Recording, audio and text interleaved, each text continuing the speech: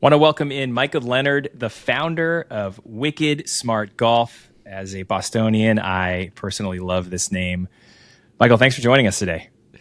Thanks, man. I appreciate you having me on, Sean. I'm glad I finally get to talk one-on-one with a Bostonian about it. And, just full disclaimer, I'm not from Boston. I've just seen too many. You guys make the best movies. So, Wahlberg and, Affleck, Damon, you guys are just making the best movies. So that definitely inspired the brand, and it's fun to be on the show.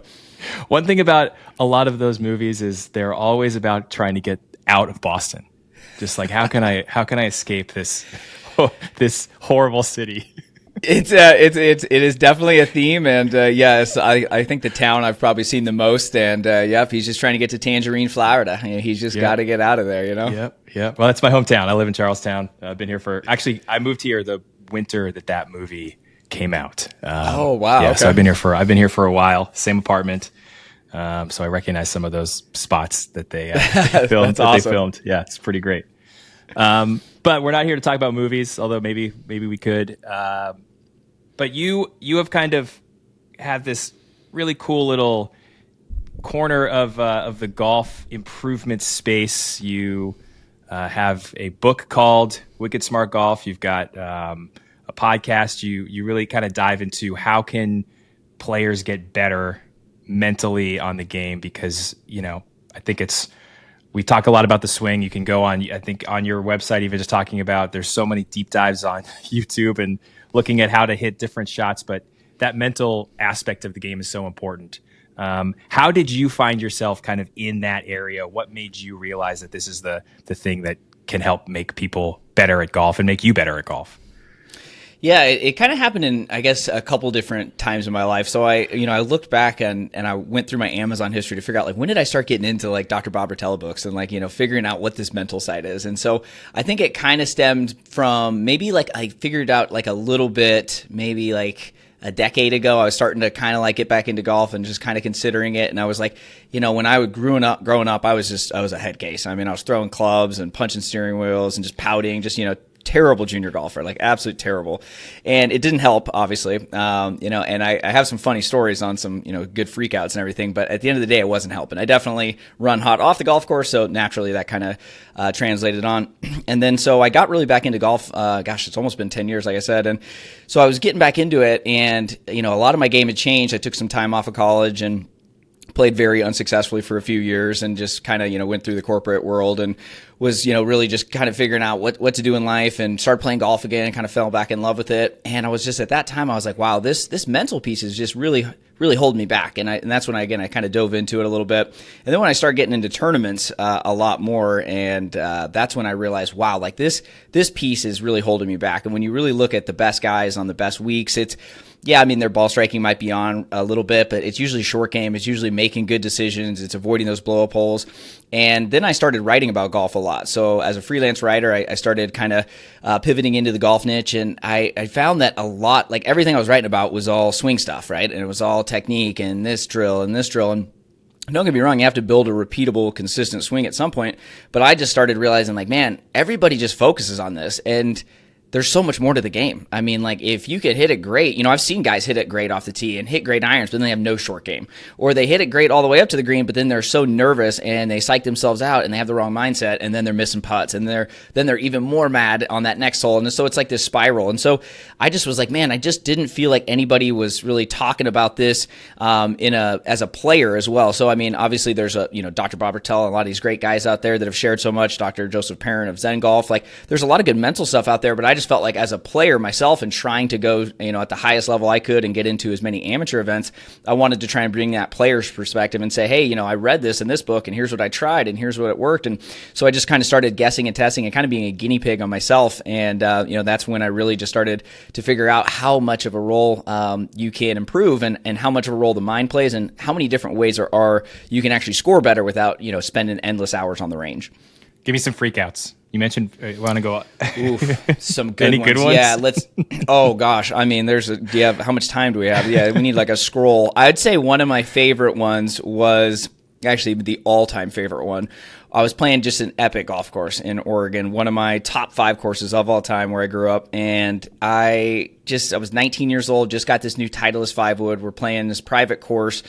absolutely beautiful golf course, and it's like a 600-yard hole, and I just like happened to, I wouldn't even say this was a freak out, but this is just, I freaked out enough and threw enough clubs. It was just kind of part of my post-shot routine sometimes. And so I just tossed the club, forgot there was a pond over there. And so all of a sudden I realized the shock and horror, like, oh my God. And it's not like one of those ponds where you can like grab it. Like it's just like looks like the Loch Ness Monster lives down there. Like there's nothing down there.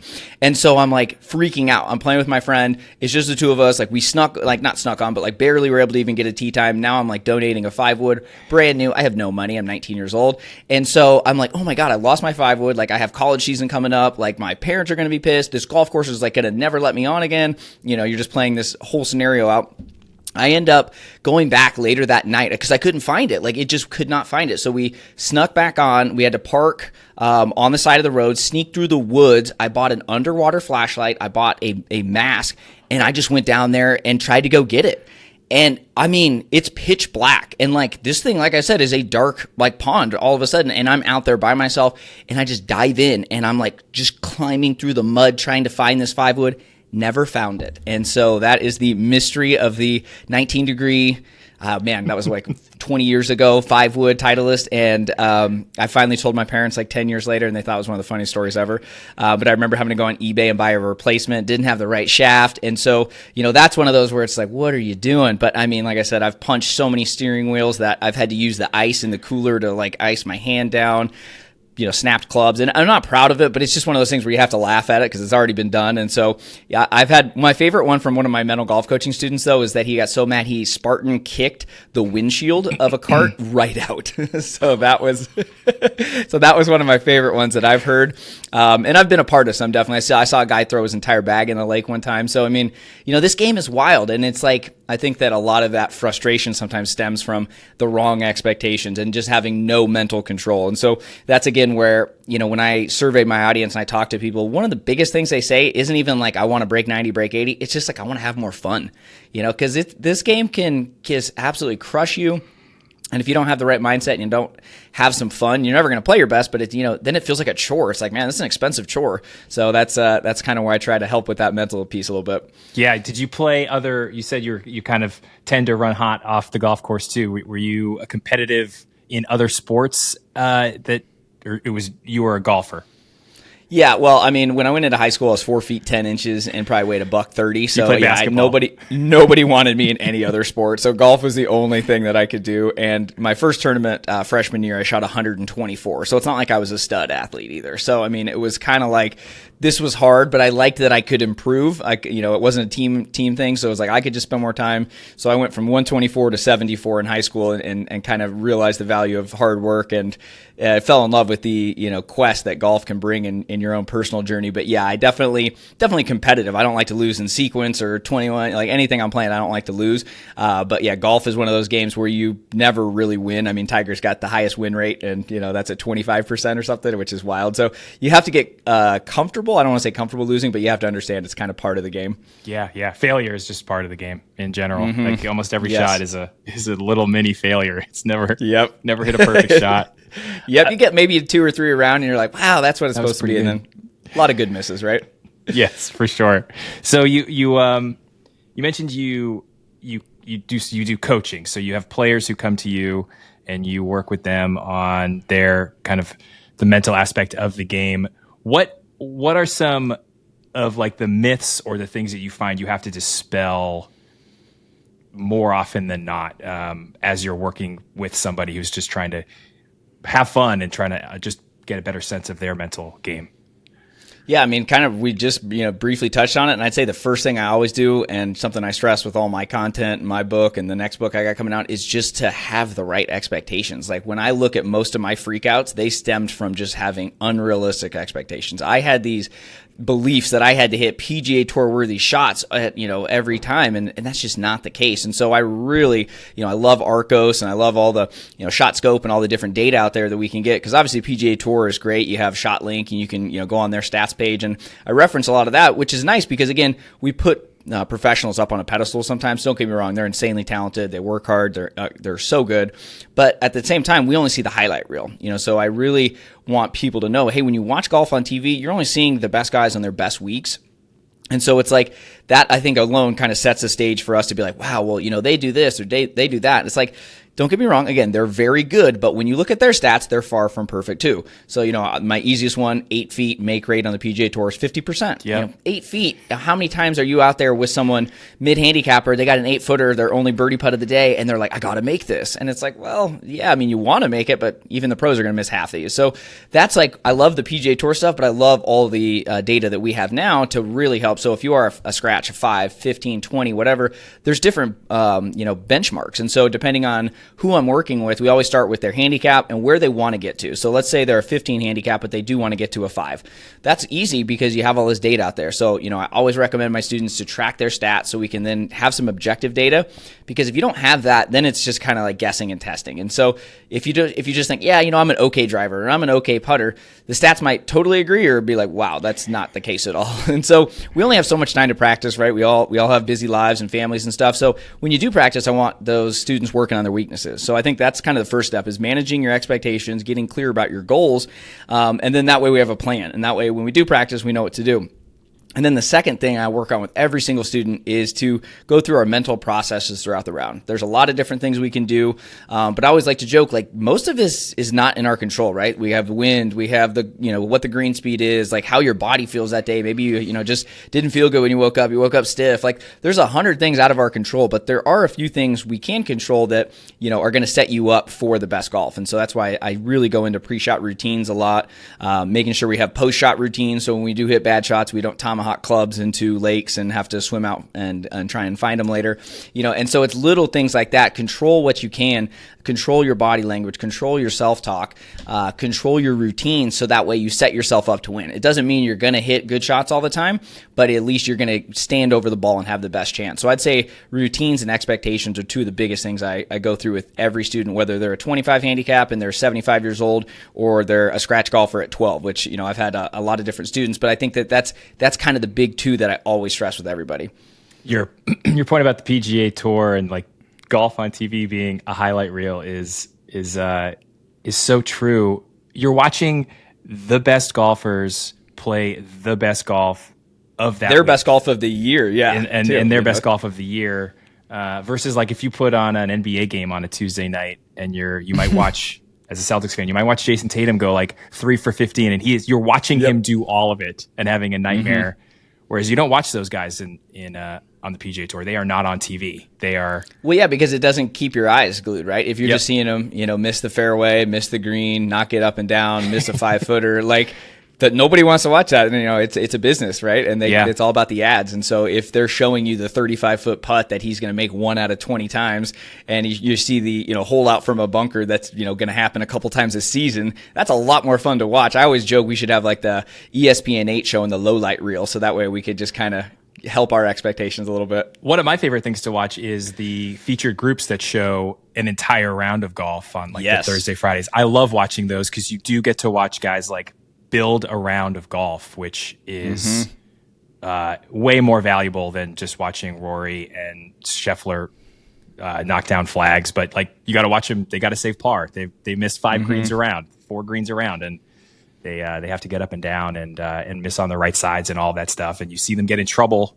Sometimes they can't get out of trouble. They're making bogeys, and you don't always see that. That's the best golf on TV.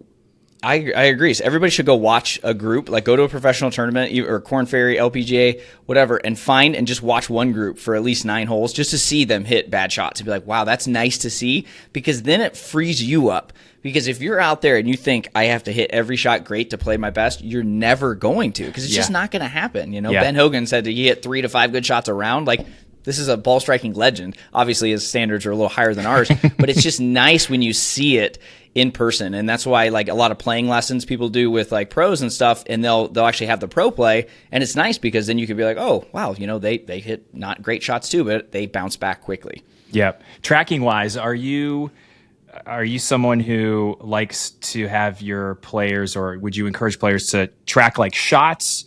Do you encourage them to track like how they're feeling and almost like journaling about rounds? How do you coach people in that respect? I've heard different ideas and thoughts. I'd love to hear yours. Yeah, Sean, that's a really good question because I think you need to have objective and subjective data. So yeah, definitely recommend having the, Arcos or Decade or whatever, excuse me, stat tracking program you want to use, because that way you can say, hey, strokes gained, my putting is the worst, or hey, strokes gained, driving definitely needs the improvement. But then definitely spend some time doing, excuse me, a post-round debrief. So that's where you want to actually have some time to analyze it, because stats are only going to say one thing, right? It's like, oh, my driving wasn't as good or my putting was really good. But what were you feeling? What kind of swing thoughts did you have that day? What kind of warm-up did you have? What were you doing mentally? One thing I do after every round of golf, no matter if it's the best or worst round, I always have at least 3 good shots because I want to remember some good stuff, because golf is just consistently letting us down if we don't remember it. And so I really try to always have some good shots. Maybe it was a drive on the first hole. Maybe I had a really good up and down from a tough spot. Maybe I made a 10-foot par save.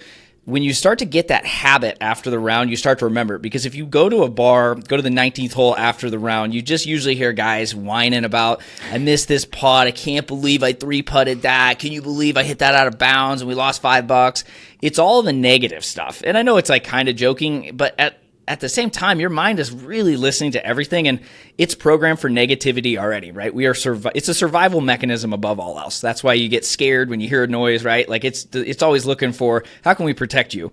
And so we have to find ways to consistently reinforce that you are a good golfer, that you do hit good shots. And so I really challenge people to do stuff after the round, not just like, yep, that round's over, I'm done.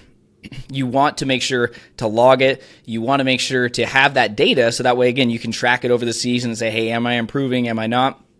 But then you want to have the mental stuff too, because that way, if you do get in a slump, you can be like, well, that swing thought was really working well for me. Here, what was I doing in May of that last year when I couldn't miss a drive? Oh, I had this swing thought. Great. Or, I really am playing that new course, but I haven't played there in a while. Oh, let's go back to when I had that tournament there and I hit all these good shots. Let's kind of reinforce that and set that up. So yeah, I think you got to have both. And I think that if you don't, it's just going to be kind of skewed. So yeah, I think just the subjective or just the objective is better than nothing, but preferably it's not that long either. It takes like 10, 15 minutes after the round, and I think it gives you closure. So if you are playing in a multi-day tournament, sometimes we can let one bad round linger into the next or next. So I think that for me, it's kind of my post-round ritual. Get home, log my stats, write in my Trello board. I geek out. I have it all like organized by month and tournament and stuff. So that way I have some closure, and then next day is a brand new day to get after it. Yeah, even if you're a talker, you could just do a voice memo, and the world is full of transcription devices now that you can just speak into it and not feel like you have to sit down and write down in a journal, or you could use your notes app. Like there's so many different ways to record that stuff nowadays. I do that sometimes as well. Yep. I 100% been driving home, left some voice notes and then thrown that in and have some folders for that. So yeah, do whatever works for you, right? I mean, it's whatever is the easiest to do. If it's a video, if it's an audio, if it's writing, definitely just do something though. So that way, because otherwise you're just going to make the same mistakes over and over again a lot of times. And that's the most frustrating. There's nothing worse than just doing the same thing. And you're like, God, why have I not learned from this? So it's like if you can just kind of, hopefully avoid that, it definitely can deal with curb some of that frustration. You said something you mentioned post-shot routines, which a lot of people do not really think about. They think about like the shot, and then once the club hits the ball, it's over. And their reaction is their reaction. What kinds of things do you encourage people to do or think about after the shot? Yeah, so I think that pre-shot routines are great. Definitely recommend. I mean, it's the only thing I can find that every good golfer has in common. Yeah. Like it's just they're different. Tiger's is different than Justin Thomas or Rory or insert your favorite golfer, but they do something to prepare themselves for the shot. But the post-shot routine I think is very underrated, and I think I kind of lean on it obviously as someone that's dealt with some emotional roller coasters on the round. And I think that the biggest thing I hear from any golfer, any age, any skill level is I want to reduce blow-up holes, right? Because there's nothing worse than just like, okay, bogey, not the end of the world, but then all of a sudden a triple comes up. Not only does it crush your score, but it kills your momentum. And the momentum, I think, is something we don't talk about enough. You can't measure it like a stat, so we don't, we say, oh, a double's, 6 times worse strokes gained than a bogey, and we go through all that, but it's like momentum is so hard to achieve, and so that's why it's like we got to maintain that momentum, because bogey doesn't really kill it. In your mind, if I make birdie on the next hole, it's wiped, and you can still make 7 bogeys and still, no birdies and break 80. So it's like bogeys are not the end of the world. It's those big ones because they have a high emotional toll too. That's why, if you 3-putt or 4-putt, that next tee shot is really hard because your brain is super active and it's not going to be able to calm down and hit that cool, relaxed swing that you have on the driving range. So that's where a post-shot routine comes in, is having something to do to manage your emotions. And so a lot of different things out there. It depends on if you're walking or in a cart too. So for example, Tiger, he definitely shows his emotions sometimes, but he is 100% committed. You can see when some guys freak out and then they still are not great on the next shot. I mean, even at the highest levels. But Tiger, to me, is someone that has always been so good about being 100% committed to the swing and whatever shot he faces. So I always heard that he did the 10-step rule. So you're allowed to have 10 steps, be as mad as you want, and then on that 11th step, you're good to go. So if you're walking, I like that one a lot. And then I think that if you're in a cart, you can do a couple different things. So if you're in a cart, I think one, just your glove. Your golf glove's a great trigger. So I won't actually undo the Velcro or take off my glove if I'm heading up to the green until I've processed the shot. And I think that's a big part of it too, is processing it. So I talked with Colin Morikawa's mental coach earlier in the year. And that's kind of when I realized when I was talking with him, is like a lot of us try to act like, oh, that shot didn't happen. He's like, if you just pump one out of bounds and you're in somebody's backyard, just saying, just forget about it. Like, that's easier said than done. And like, that's not going to happen for most of us, right? So it's like processing it is good. So I like having some sort of window to process it. And again, that could be 10 steps. It could be getting back in the golf cart, you don't undo the Velcro. It could be getting back in your golf cart, holding the golf club, and then until you're finally ready to go. And then once a club goes back in the bag, it's kind of like a subconscious trigger. But I think spending, like if you run hot like myself, and I know a lot of other golfers, like spend a little time to process it. But process it without being super negative and like, I suck, I can't believe I did this. Like, look, golf is hard. You're going to hit a lot of bad shots. So again, that's where the expectation piece will help a little bit. But then you have some sort of processing and try to switch your language from like, that was the worst shot I've ever hit to, a neutral statement. Like, I pushed that 50 yards right. Just to think about the emotional toll that goes, from what you're trying to do. Because again, our whole goal of the mental game is to try and stay calm. Because when we're calm and relaxed, we are more likely to have that swing that we have on the driving range when we're not worried about anything. So if we get super emotional out there and have those Chernobyl-like meltdowns, it's really hard to get back to square one. Like John Rahm, he can freak out, but he can get back to it. I don't think most guys can. So having some sort of time to process it and having some sort of ritual, I think can help. I don't really think there's one way or another. I think it's just testing out and figuring out, hey, what works for me? But if you don't process it and you have no routine, then it's easy to go into that next shot and you're still pissed off and you're disappointed in yourself. So then that next shot might be a tough shot too, but you're not even giving it 100% commitment. So yeah, I mean, I think that if every golfer had a pre and post shot routine, they'd probably drop 5 shots. Yeah. That's the post shot routine can bleed into the next shot. And if you're angry or upset, it's because you had a bad shot. And then you're like in the woods or you're trying to, and then you're thinking like, I got to save this next shot. And then you make another decision. Mm-hmm. And then suddenly, well, and then at least really a bad decision making, right? Like you just said there, like I have to hit a good one. Like no, you don't. You just have to like hit the shot you know you should hit. But a lot of times too, that leads to irrational decisions. It's like, well, say you miss a 3-foot putt. And then you go to that next tee and it's a drivable par 4 and you were planning on laying up all day, but now you're pissed off. So now it's like, I'm just going to send driver. Now all of a sudden you pump that thing out of bounds, you make double bogey and you had a, par probably at worst or bogey at worst if you did the other one or a birdie. So it just kind of compounds and then it leads to just spiraling and then people just mentally give up. And so that's why you got to catch it, right? You got to catch the mental mistake quick and not let it linger. Yeah. I've also talked to Matt Parziali, who was a U.S. Mid-Am champ, is from Massachusetts, and he said to me, I don't think of positive and negative thoughts. I just think of them as thoughts. And like when they just spin through my head. So if it's something that is, if people would consider negative, I just think of it as a thought and then it just passes through and I'm on to the next thing or on to the next shot. And I don't worry about what I'm thinking necessarily. I thought like that's kind of next level competitive stuff that I don't think I'm going to ever get to, but it's a crazy way to think about it, or just an interesting way to think about it. I think that's a really good way, because I mean, if you go to basic meditation, if you go to a seminar or something and you learn like your thoughts are just they're not your thoughts, they're just thoughts. Yep. And so it's like, if you can imagine yourself like sitting on a hill next to a busy freeway, the cars are your thoughts. And so you don't have to say, hey, that's that or that. You just kind of sit there and don't judge it. Then you don't personalize it and go down those rabbit holes that we all do. Like, oh my God, I'm going to shoot my worst round ever. Or what's my friend going to think about me? I'm going to be last place. I'm never going to be invited back to this tournament. So yeah, I think that's a great strategy. Yeah. You said earlier, you read Rotella, you read guys who might not be golfers or competitive golfers. You are a competitive golfer. You've played in, I think you said before we hit record, hundreds of competitions and qualifiers, and you played in Q-school in 2019. You also said you shot 124 as a high schooler. So, like, I guess there's not even a question here, but just giving a sense of like, what are some of like the benchmarks for you as you improved, and then what have you learned over the course of those many qualifiers, and how have you kind of honed your skills? Because I think some of this is, there are so many things to take. If you go, I went on your YouTube and you've got like, there are so many different ideas and so many different ways of doing this, and it can be almost overwhelming as a starting point. And you were at some point at the starting point. So like, how have you kind of honed your own golfing ability while kind of running Wicked Smart?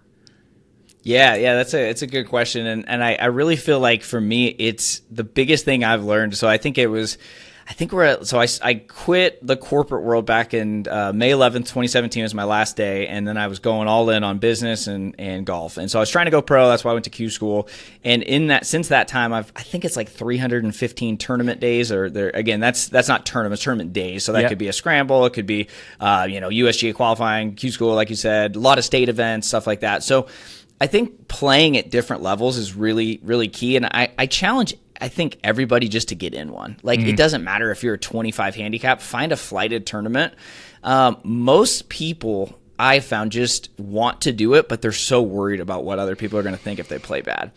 And so I would just, and that's why I try and, document my journey as well. Cause I shot a couple 84s this year as a +2 handicap. Doesn't feel good, but it happens. And so I do my best to kind of, help people find it. But the biggest thing is to, one, get in it, have the courage to do it. Second, though, is to play your game. And it sounds so cliche, but I cannot play tournament golf well if I try and play like you, or you try and play like me. Like, you have to figure out what works for you. And so that's like what I really started to understand a couple years ago when I learned this system called mental golf type. And so it's a personality-based mental system. And so that's where I got, certified using that and stuff. Because an example, I love Tiger. He's, for those of you guys watching, he's in the background here. Yeah. He's an introvert. I'm an extrovert, as you can tell, chatty Cathy, right? But the problem is, when I played in tournaments, I thought I had to play like Tiger. And I wanted to put my head down. I didn't want to talk to people. There's that famous story of him not even talking to Tony Finau in the last round of the 2019 Masters. Like, Tiger's Tiger, but it works for him. But the problem is that I am not wired mentally like Tiger is. And he is not wired like Phil. And Phil is not like Rory or whoever else. And so that's where it comes down to playing your game in every aspect, but mentally specifically. Like, if you want to just warm up 30 minutes, that works for you, do it, but I have a lot of people that play in their first tournament. They get there 2 hours early. They psych themselves out, so it's like, you got to know your game. If you get there 20 minutes early and you're great, perfect. But if you're an hour guy like me, stick with it. So I'd say that's one of the things, is getting in there, but then it's learning how to play your game. It's learning what works for you. So like I said, I know what I need to do to play my best. So after all these hundreds of days, I've tried to figure out what is it that makes me play my best. And so I created I call it a peak performance checklist. So I have this note in my phone, and it's, what am I doing when I'm playing my best? So I'll give you a few examples, just because everybody can figure this out by using that post-round recap. So if you want to spend some time and actually go through and kind of track your good rounds, it's like, hey, what am I doing here? And so when I'm playing my best, I am focused, I'm optimistic, I have my 3-point green reading routine, I have a consistent pre-shot routine, I trust my intuition, I talk with my playing partners, I call out my carry number so I'm really clear before I walk into the shot, I compliment good shots that I see, I watch other players' landing spots on chips and putts, I carry myself like a champion, and the note goes on, but just going to show, your good rounds there's a blueprint for them mentally as well, but you have to track it, you have to figure it out. And so I try to stress to people to write down everything, even from your worst rounds. There's a lot of good stuff you can learn from it. So I would probably just say that, and it does come from repetition, right? Like, no one's going to be a good comedian if they do one set a year. Same with golf. Like, if you just do one tournament a year, like, you can't really expect to be like, on top of it, because tournament golf is very different. Everything changes. The course is harder. Mentally it changes, and if you get in the arena more often, you're just going to have more confidence. So I definitely think it does come down to repetition. But there's different things you can do, off the course to prepare yourself too, even if you can't play in, 50 a year or whatever. Like, I definitely don't think you have to do that, but I think that if you really want to get to your, best, it does come from, putting in the reps. Yeah. That's Rachel Keene has been on this podcast, and she said she just focuses on playing Rachel golf that's the term she uses. Just like, I can't play anyone else's golf, but the reps are so important. Like, out here in Massachusetts, there's a few qualifiers I play in, and I don't get to practice a lot. So if I'm playing, if I have time to play golf, I'm playing golf. I'm not practicing. And just like, you have to have that expectation of, there might be shots that I have to I just have to be okay if they're mediocre, because I don't get to practice a 60-yard wedge shot. I should also try to avoid those if I can help it, so I don't have to hit those under the gun. Like, there's those little things that you start to learn. I've been playing competitive golf forever, not very well, but yeah, it's just and that feeling of signing up and the fear of, like, I'm going to play with someone I don't know or people I don't know. And I'm going to have to, like, even just that song and dance, like, do I keep your score? What are, like, the little nuances of playing competitive golf? And once you do it, you're like, okay, I can do it again. But it really is, it's so important if you want to play better, even if you just want to play better recreational golf. Yes. Playing, it's like swinging a weighted bat, and playing in some competitions just makes those Saturday rounds for a $5 Nassau with your buddies way easier, and you'll enjoy that part of the game more as well. Yeah, I couldn't agree more. And there's just one of those things where you want to, like you said, play whatever your name is, your version of golf. Like, I think that's always key, and I'm glad she brought that up too. But then it is spending time preparing the right way. There are a lot of things you can do. Like, for example, a lot of people make tournaments out to be so much harder because they just don't play like that during a normal round. If you're just dragging 4-footers all the time and dropping up there when you hit it out of bounds, then you get in a tournament and you got to play by the rules of golf. You're stressed because you may not know the rules. You might have to deal with a new playing partner, and then all of a sudden you might make an 8 instead of a 5 because you're taking a real drop. So, if you are getting into tournament golf, again, it doesn't matter if you're a 20 handicap, like, get in it, because I think it's the fastest way to improve. When you put yourself out there, one, it's just awesome. Like, you're going to learn so much about yourself. You're going to build self-belief, which everybody can benefit more of. And you're going to learn what part of your game sucks. Like, and that's scary, but it's also exciting, because when you have that pressure, then like, wow, my sand game falters. And I'm saying that from experience, right? Like, I need to spend more time. So I went and got a sand lesson from a really good coach. Like, but if you never put yourself out there, you're never really going to know what you're capable of. And I think that it's just easy to plateau.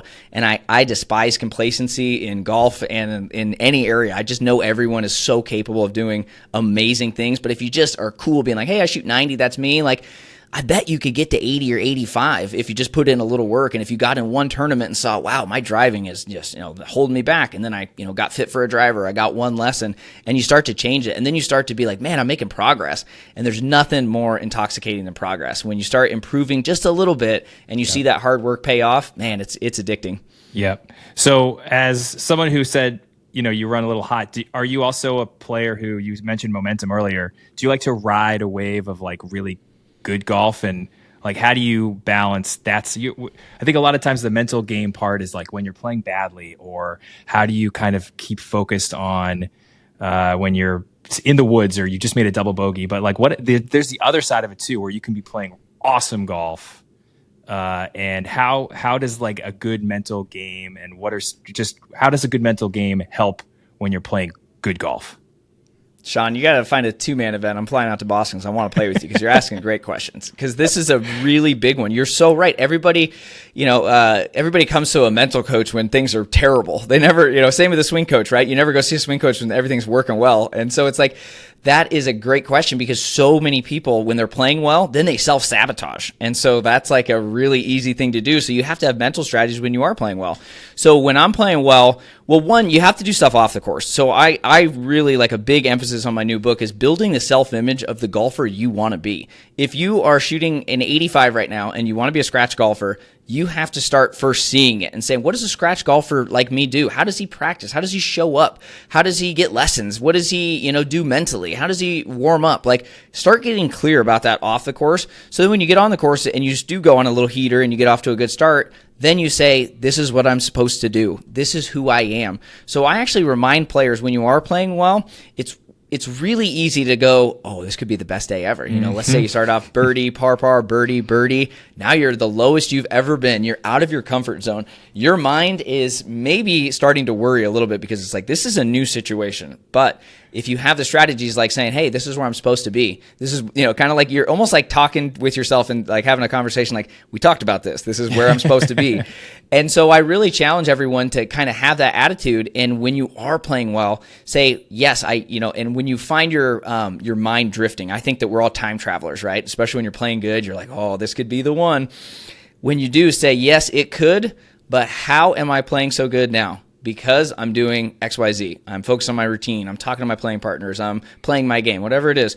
So ask yourself a little question to kind of pause. I encourage a lot of students to wear a rubber band and snap it. Anytime you find yourself going to the future, going to the past, snap yourself back to reality and say, yes, that would be cool if I shot that score today. But the only way I'm going to do that is if I stay focused and present. And that is so hard for people to do. And that's why building the routine, like I said earlier, is one of the big things I talk about, because then when you have a process, a pre-shot ritual that you go through, then you can think about that and you don't think about your score. Because if you're just thinking about your score all the time, that's when things go bad. I had a podcast guest earlier in the year, and he was talking about Kenny Perry, and he was, set to win the Masters. He looked at the leaderboard after 16, told his caddy, let's go par, and we win this thing. Goes bogey, loses in a playoff, never won a major on the PGA Tour. And that he's one of millions of golfers that have done that, but it happens even at the highest level. So yes, when you find yourself time traveling, acknowledge it. That's okay. Like, don't run from it, but then be like, well, what can I do right now? Oh, I can pick my target. I can get really clear. I can do maybe a couple of breaths. I can maybe grab a snack, get some water. Like, we forget about these little things that have direct impacts on our mindset and our thought ability to make good decisions. So I think that if you can slow down and kind of don't run from it. I think when you're playing well, too many guys try to put their head down and be like, yeah, I don't know what's happening. And be like, yeah, this is what I'm supposed to do. That, own it. That's why you work so hard. Yeah. Yeah. In Atomic Habits, James Clear mentions that idea of you having the identity of whatever you want to be, whether it's you want to be a writer, then think about what does a writer do, or what does a scratch handicap do? Because it's very different than what a 10 handicap does. Yep. Very different. It's not just that they're better at golf. There are things that they do specifically when they're not playing golf, or during the off season, or on a Tuesday afternoon. So yeah, that's a good way to think about it too. Just okay, well, I'm here, because it does. Your brain just starts spinning, even sometimes faster than when you're making big numbers on the scorecard. Yeah, because again, you're out of your comfort zone, so your mind's like, oh man, this is kind of scary. When it's and remind yourself, that's why breathing is so key too, because it can get you out of that stressed out state so much. Because we tend to get really shallow, and we're breathing with our mouth, not breathing with our nose, and so our mind, I had a breathing expert on my podcast, and he was talking about, I think the average person does 16 to 18 breaths a minute, but that puts you in fight or flight mode. Ideally, you want to have 6. So if you're just already breathing incorrectly off the course, then you do it on the course, and then you are on a hot streak, or you're in a tournament for the first time, now you're breathing 20, your brain is terrified because it thinks there is an absolute threat, when in reality you're just making some birdies, playing good golf. So it's that's a direct impact on your ability to kind of get out of that stressed out state. 6 breaths a minute? Yeah, if you do it. So That's I started wild. using it. Started doing this, let's see, about 8 weeks ago. And so it's only 8-10 minutes a morning. And so it's 4 exhale, hold for 1, 4 inhale, and hold for 1. And if you do that, it ends up being 6 a minute. Yeah. And it is wild. And so it's did I get the math right there? I think it's 6 or 8. Yeah. And so it's crazy though, because when I first started doing it, I was taking so many breaths, and I was like, wow, well, no wonder, I'm so stressed out there. And it's most of us are, right? Like I always joke, nobody taught us how to use our mind. Nobody taught us how to breathe. Nobody taught us this stuff in school, but that anthropology class is really paying off. Yeah. Q-school 2019. What memories, what things from that experience? I mean, we're talking, second stage is going on right now as we're talking. So there's a bunch of guys going through it. What was it like playing at that level? You said you turned pro, so like you are in I did some not ways, turn pro. Oh, you did not turn pro. I went as an amateur. Yeah. You went as an amateur. Okay, sorry. And nope, you're good. But it was kind of cool going as an amateur because I felt like there was no pressure. But, yes. And then I got to the first day came, and I have never felt it. So this was 2019. This is 5 years. So this is pre-Wicked Smart Golf. This is just doing a lot of writing, not even really in the golf niche, and kind of doing my own stuff. Played some tournaments, but looking back on it, it was a pretty bold move, Cotton. Like I really did not feel like I knew half the stuff I knew now, and I'm like, that's So sometimes you got to just take a risk, right? I think that's the first thing I look back on it and say, hey, awesome job. Like I never have a regret about that. When I think top 3 golf moments all time, that's one of them. That first tee shot was so nervy. That whole first day was terrifying. And I shot 71 the first day. And I mean, I could puke the whole day. I was so nervous, but I just stuck with it. And I just, went through the process and everything that we've kind of talked about. But that's the first thing I think about is getting out of your comfort zone is always good. So, sign up for the tournament, quit the job, do the thing. Like getting out of your comfort zone sometimes is so scary, but man, on the other side of that, you find this version of you that's like, wow, this is cool. Because I remember having this like moment, I get the chills just thinking about it, where I had this really like 3.5, 4 foot putt on the last hole. It was very aware that it was going to be for 71. And I was like, man, I just did it. I shot 71. I'm like, Mike, you haven't even made the putt yet. I focused, I locked in, I made the putt. And I remember walking off the green and I was just like, man, this 14-year-old is so excited for you. Like, cause I mean, I was like I said, a terrible golfer. It's 124. Trust me, when I went through that first tournament, I guarantee you nobody I played, it was like, that kid's going to be something one day. So it's like, you got to make yourself proud. And so I think that's the first thing I look at is like, man, that took courage to do. And I flew halfway around the country to Nebraska, didn't know anybody, never played the course, just wanted to get out of my comfort zone and try it. So I'd say that's the first thing. And then the second thing would be to stay in the moment and stay, like it's that in that time. I mean, I saw guys, I've never seen guys hate golf more. It's scary, like, cause they're playing for their livelihood. I mean, I was with this guy one day and he just didn't even look like he wanted to be there. I mean, this was literally a way to pay the bills, and, he's got a kid, 3 kids and a wife and a mortgage and all these things. But I'm like, man, that's actually when I realized, when I missed the cut by, I think 2 or 3 shots for the next stage.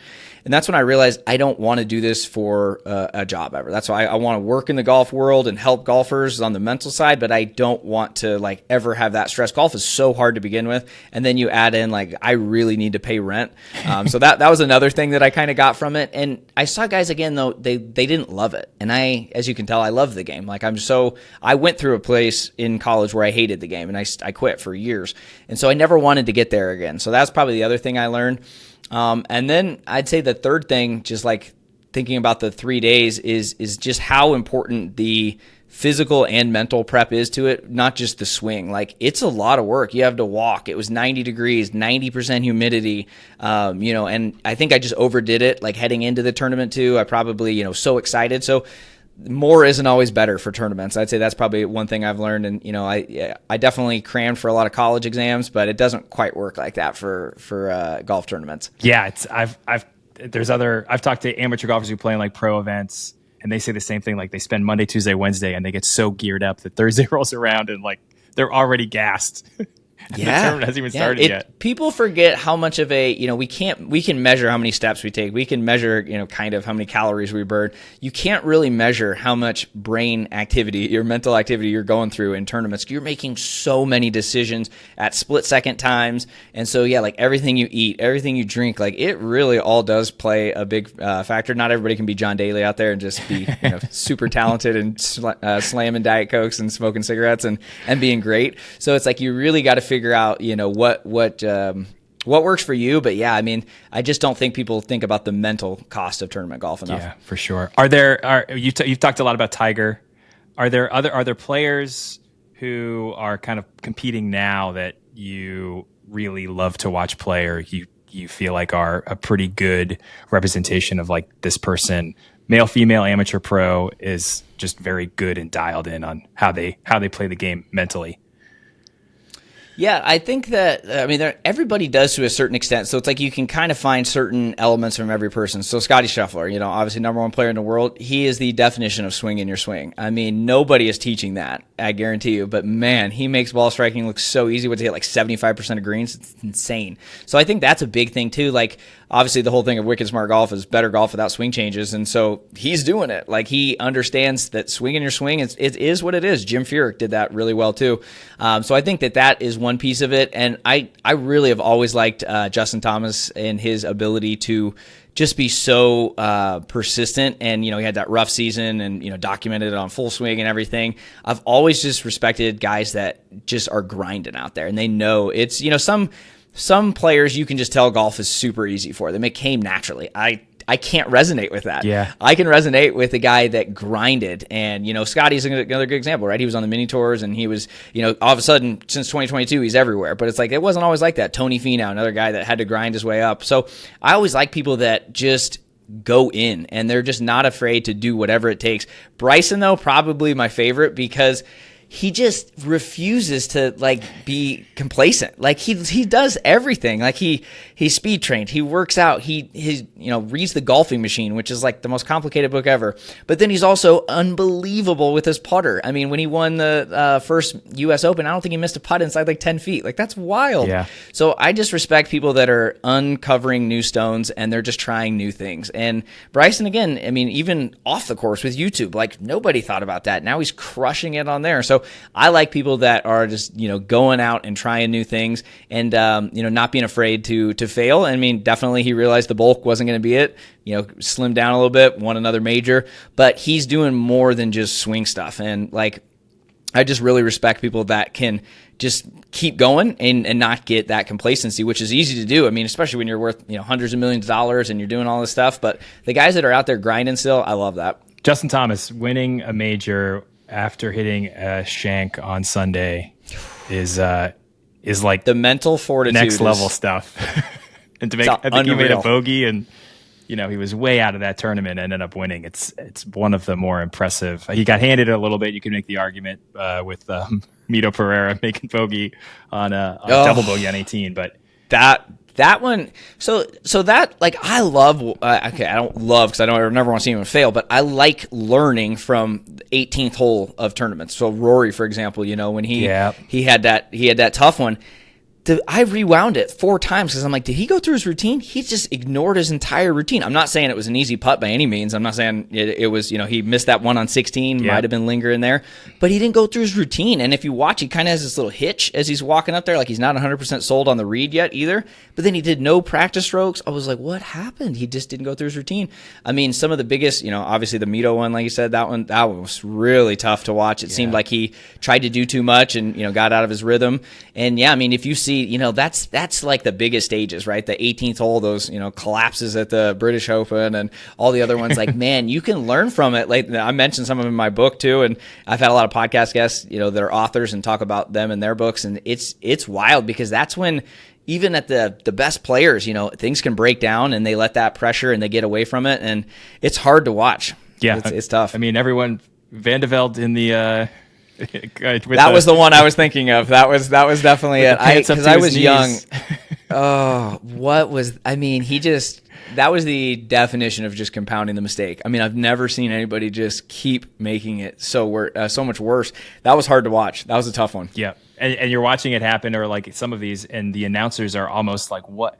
They know and can see what's going on. Like, this is the wrong decision. This is the thing that they're just, things spin so quickly for people. It's like a death spiral. You cannot get off the golf course soon enough. And I respect anyone though that does have one of those tough collapses and then talks to a reporter afterwards. They got all my respect, because that's the last thing I'd want to do afterwards. One of my favorite things ever is Van de Velde went back to the 18th hole at Carnoustie with his never compromise was the putter he was using. They did an infomercial where he uses putter only on 18. He had 3 tries to get better than a triple, and on the third try he made a double bogey on Carnoustie, and it was like winter time, had a great perspective on the whole thing. He's like, yeah, I'll go do this and see if I can make better than a 7 with my putter. And he did. It's an I awesome did not know he infomercial. did that. Yeah, it's a great clip. That's wild. Yeah, see, that's not easy to do. But I mean, otherwise, it's just going to linger in your memory for the rest of your life and make you miserable. So hopefully he processed it, and sounds like he did. Yeah. That's cool. I like that awesome. story. I never heard that. It's on YouTube. You can find it. It's pretty funny. I will absolutely watch that. Go watch it. So last thing, I am in Boston. It's winter time. I'm not playing a lot of golf or really any golf for the next few months.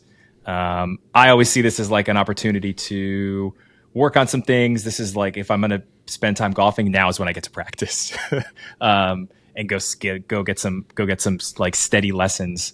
As far as the mental side, you've got a book.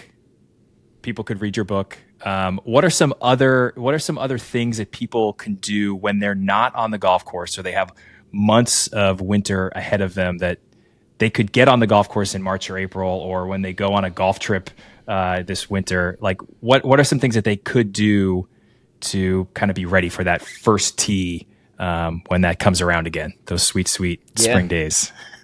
Yeah, you gotta do it. You gotta make the most of that off season, like we were joking about before we hit record. You gotta have that. And I mean, even on the swing piece, real quick, like, I couldn't agree more. This is the time to make lessons. I had to make a swing change in the middle of my tournament season. I had just such a tough year, and it was because I just did not take my off season seriously enough last year, and all of a sudden some bad habits crept in, and then I'm trying to change my grip, which anybody that's changed the grip knows that sucks.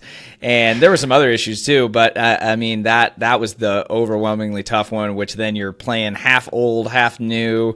You're just getting into old habits, and they're so tough sometimes to fix. So getting ahead of that. So one thing is just buying a grip trainer and putting it on an old golf club and just making some practice swings. Say, hey, I'm going to make 300 practice swings this week. Hank Haney always said to do 100 a day. Like, set some sort of goal. I think setting goals is good. Working on your swing is good. Even if you don't hit a single ball, do some practice swings. Keep your golf muscles active.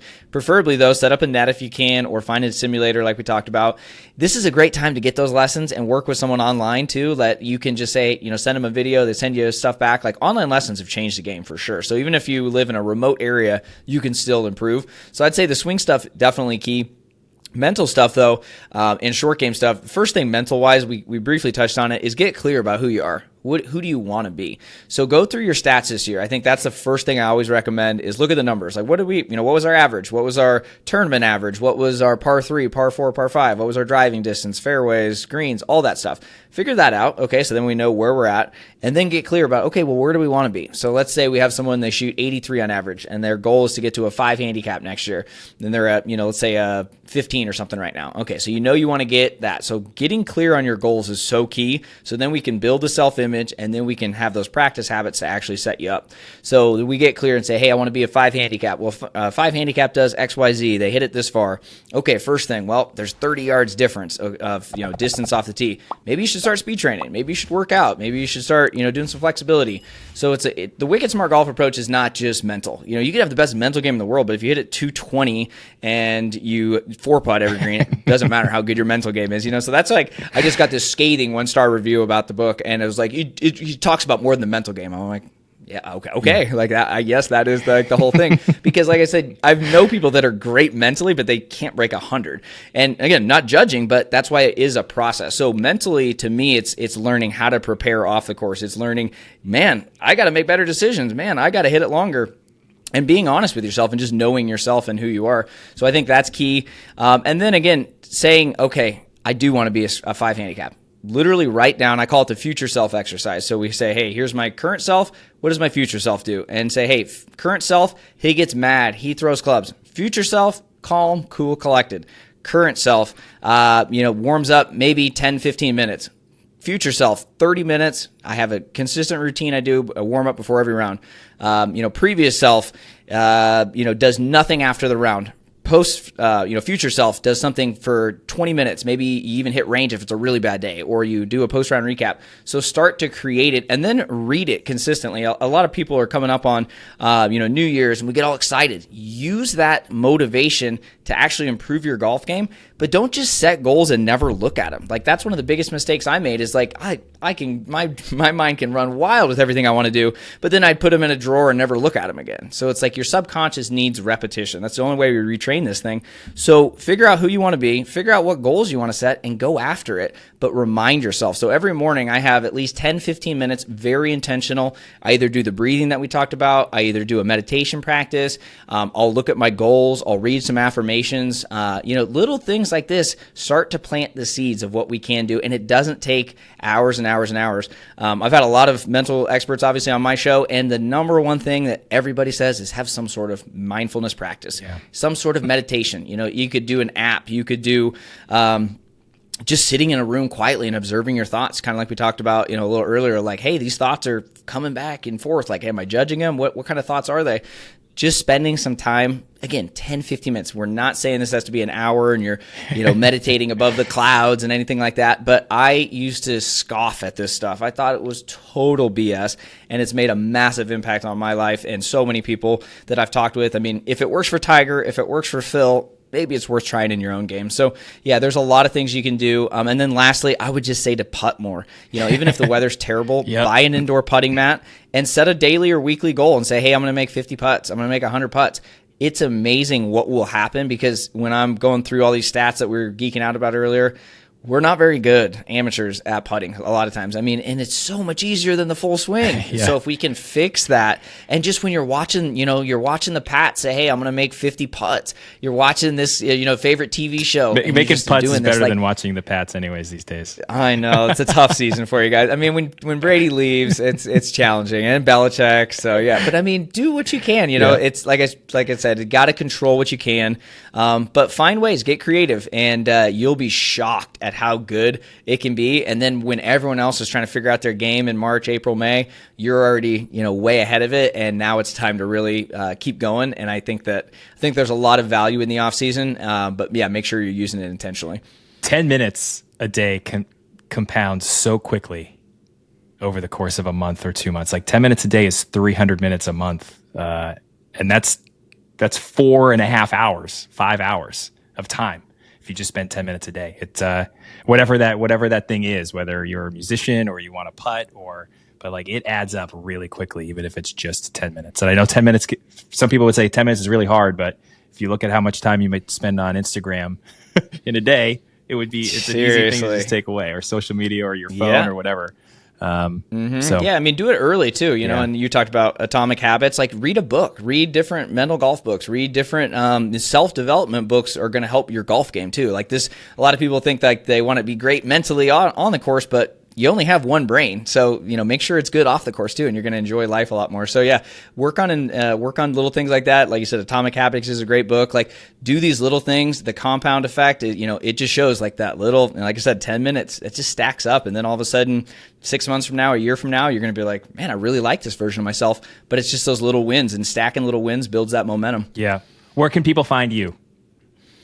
Everything is at Wicked Smart Golf. So social media, we got Instagram's probably most active there. YouTube handle also at Wicked Smart Golf. TikTok, and then we have my book is on Amazon and Audible. And then the second book, Wicked Smart Golf 2: The Blueprint to Breaking 80, consistently comes out in December. So that's going to be on Amazon, and Audible will be a couple months after that. Just got to sit in the office and record that. But yeah, love helping golfers, and everything is just Wicked Smart Golf. Awesome. We'll put some links in the bio, and we really appreciate your time, and good luck. Enjoy the nice weather down in Scottsdale this winter, if you're thinking of me in Boston. I was going to say, feel free to come visit whenever, Sean. I appreciate you, man. All right. Thanks.